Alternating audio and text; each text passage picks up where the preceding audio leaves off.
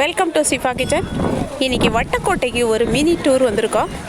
வட்டக்கோட்டையை மட்டும்தான் வெளியே இருந்து பார்க்க முடிஞ்சது, உள்ளே அலோவ் பண்ணலை. ஆனாலும் நிறைய காலேஜ் ஸ்டூடெண்ட்ஸ் எல்லாம் வந்திருக்காங்க.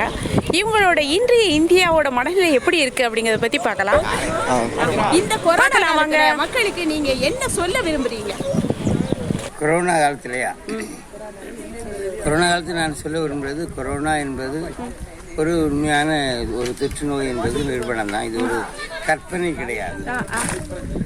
ஆனால் அதே நேரத்தில் மக்கள் கவனமாக இருந்து தங்களை காத்துக்கொள்ளணும். இரண்டாவது, ஒன்று தெளிவாகிறது, இவ்வளவு மனிதர்களுக்கு எவ்வளவு அவங்களுக்கு முன்னேற்றம் அறிவியல் மேலோங்கி வந்தாலும் கடவுளுடைய ஆற்றல் இன்றி அவனால் ஒன்று செய்ய முடியாது.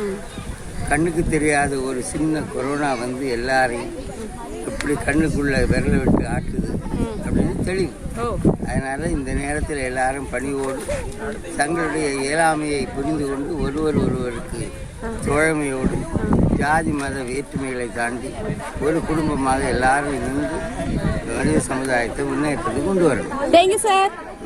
அடுத்து நம்ம ஸ்டூடெண்ட்ல எல்லாம் நின்றுட்டு இருக்காங்க, அவங்கள்ட்ட நம்ம கேட்கலாம். எந்த ஊர்ல இருந்து வரீங்க? குளச்சல். சரி, நீங்க கொரோனாவை பத்தி என்ன நினைக்கிறீங்க? கொரோனா இருந்ததுனால நல்ல ஜாலியா வீட்டுல இருக்கோம்னு நினைக்கிறீங்களா? லீவு கிடைச்சிருக்கு அப்படிதானே? லீவு கிடைச்சிருக்கு, உங்களுக்கு நன்மை நினைக்கிறீங்களா? நன்மையா தீமையா? தீமை. Thank you student. அடுத்து நம்ம லேடிஸ் எல்லாம் நிக்காங்க, அவங்கள்ட்ட கேட்க போறோம்.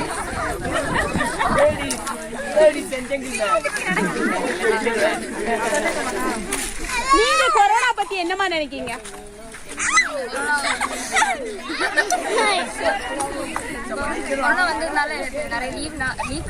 சரி, லீவு கிடைச்சு உங்களுக்கு நன்மையா நன்மை இல்லையா? பாதி நன்மை பாதி தீமை. கொரோனா இப்போ போயிட்டுதுன்னு வச்சுக்கோங்க, நம்ம எல்லாம் எப்படி இருப்போம்?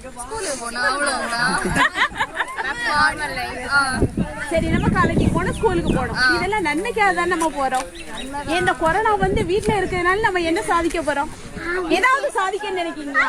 வீட்ல இருந்து வேற ஏதாச்சும் கத்துக்கலாம். வீட்ல இருந்துட்டே கத்துக்கலாமா? சரி, நீங்க எப்படி டைம் பாஸ் பண்றீங்க வீட்ல? சரி, டிவி. அது போக பிரயோஜனமான முறையில கிராஃப்ட் வொர்க், ஸ்டிச்சிங். ஓ சரி, அந்த மாதிரி. சரி, அப்ப கொரோனா லீவுங்கிறது ஒரு வகையில உங்களுக்கு யூஸ்ஃபுல்லா இருக்கு அப்படிதானே? சரி, வேற இன்னைக்கு இந்தியாவுல என்ன மாற்றங்களை கொண்டு வரணும்னு நீங்க நினைக்கீங்க? எல்லாமே மாற்றணும். எல்லாமே மாற்றணும்.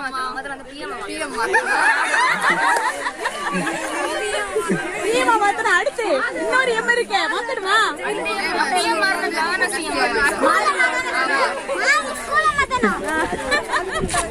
அப்ப அடுத்து உங்களுக்கு என்ன செய்யணும் அப்படின்னாச்சுன்னா, வரக்கூடிய எலெக்ஷன்ல நீங்க எது நல்லாட்சி நினைக்கீங்களா அதை கட்டாயமா என்ன செய்யலாம்? அப்ப நீங்க எதுல வந்து நீங்க எலெக்ஷன் நடத்தணும்னு நினைக்கீங்க? பழைய முறை.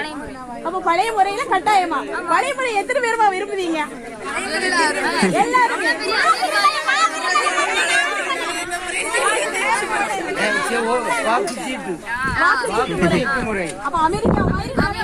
அமெரிக்கா மாதிரி அந்த மிஷினை செஞ்ச ஜப்பான்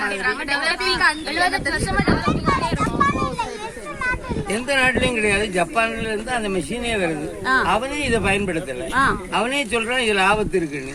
பிறகு என்ன? அதாவது இந்த மாதிரி விஷயங்கள் நடந்தாதான் அப்படி மாத்திர முடியும். அதாவதுமா, இன்னைக்கு பொருளாதார நிலை வந்து ஒரே ஒரு காரியம் சொல்றேன், ஆளுங்கட்சியை தவிர, ஆளுங்கட்சி கூட்டணிகளை தவிர மீதி எதிர்கட்சிகள் எல்லாமே வேண்டான்னு சொல்லும் போது அவன் எப்படி அதை பயன்படுத்துறான்? பயன்படுத்த கூடாதுல்ல, அவ்வளவுதான். ஆளுங்கட்சி எதிர்கட்சிகள் எல்லாமே சொல்லியாச்சு, வாக்குச்சீட்டு முறை தான் கொண்டு வரணும். பிறகு அதை பின்பற்றுறது ஏன் மாட்டேங்கிறான் அப்படின்னா அவனுக்கு இதுல ஏதோ அனுகூலம் இருக்கு அப்படிங்கிறது தெளிவு. சரிமா, நம்ம இன்னைக்கு ஒரு சின்ன லோன் வாங்கிட்டு பேங்க் போறோம் அப்படிதானே? நமக்கு லோன் வாங்க போனா நிறைய ஆதாரங்கள்லாம் கேட்பாங்க. ஆதார் கார்டு, உன்னோட வருமானம் என்ன, அப்படி எல்லாம் கேட்பாங்க. ஆனா இன்னைக்கு க்ரோஸ் கணக்குல வாங்கிட்டு நிறைய பேர் எஸ்கேப் ஆகி அமெரிக்கா, லண்டன்லாம் இருக்காங்க. அப்படியே போயிருவாங்க. இதெல்லாம் எதனால நடக்குது? இதெல்லாம் நியாயமா அநியாயமா? அநியாயம். கவர்மெண்ட் பஸ் சரியில்லை அதனால எல்லாம் இதாகுது. ஓ அப்படி என்ன? கவர்மெண்ட் தான் நம்மளா தேர்ந்தெடுத்த கவர்மெண்ட் தானே. நாங்க ஓட் பண்ணல எங்களுக்கு ஓட்டிங் சீட் வருது. சரி, இனி வந்து நமக்கு ஓட்டிங் சீட் வந்தா கட்டாயமா ஒரு நல்லாட்சிக்கு நம்ம எல்லாருமே ட்ரை பண்ணுவோம். இருக்கக்கூடிய எல்லா வளங்களையுமே நம்ம காப்போம். சரியா? பாய், தேங்க்யூ.